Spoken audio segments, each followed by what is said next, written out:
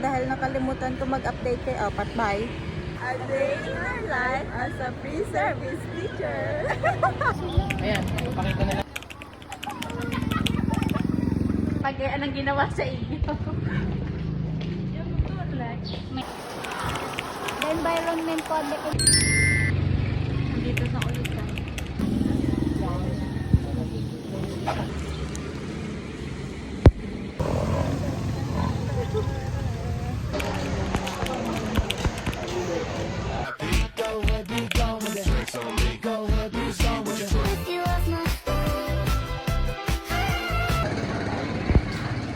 Nangunguna muna tayo. Ito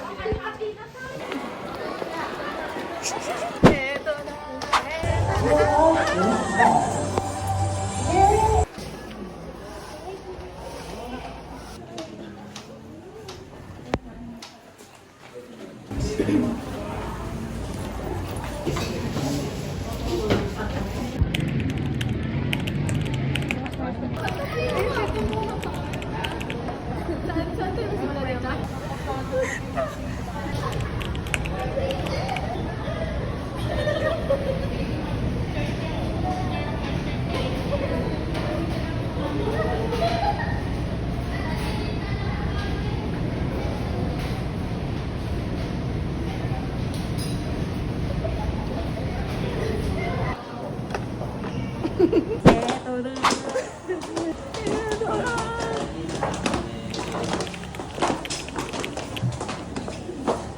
Dito po ulit kami.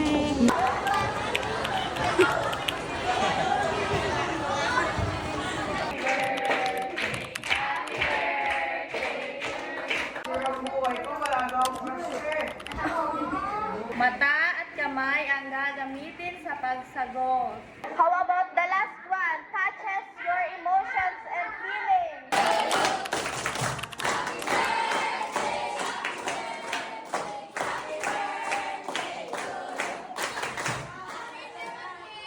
Thank you. Bilang tayo.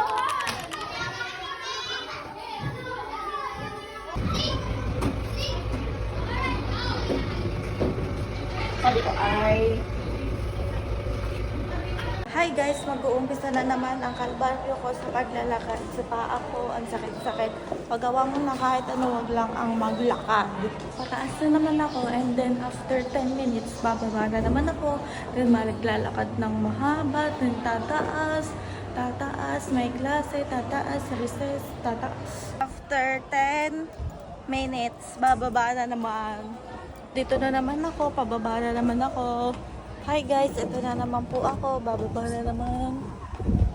Nakapagpahinga na naman yung paa ko kanina, pero bababa na naman. Kung bababa, syempre tataas na naman. Ganito ang itsura ko kasi sobrang sakit na ng paa ko sa kaikikot. Lagta. Baka sabihin niya si Ma'am, sobrang pagod na. This is me. 10 times nang nagpabalik-balik, magpataas-taas sa 3rd floor. Ang sakit na. Bye guys!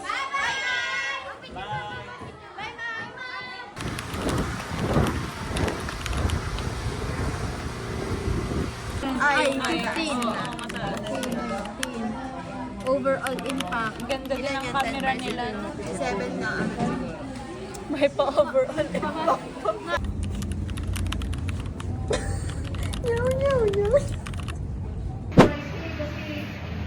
Ate, magkakang muna bago makakanggal na lang ako nagasabay ko na lang ito tinamaan.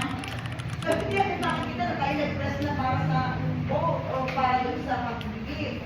Tawag nga ba doon? Bid. Diba? O, ano yan? Kaya medyo may problema, no? Okay. Put your sense of thinking into practice. No, ayan.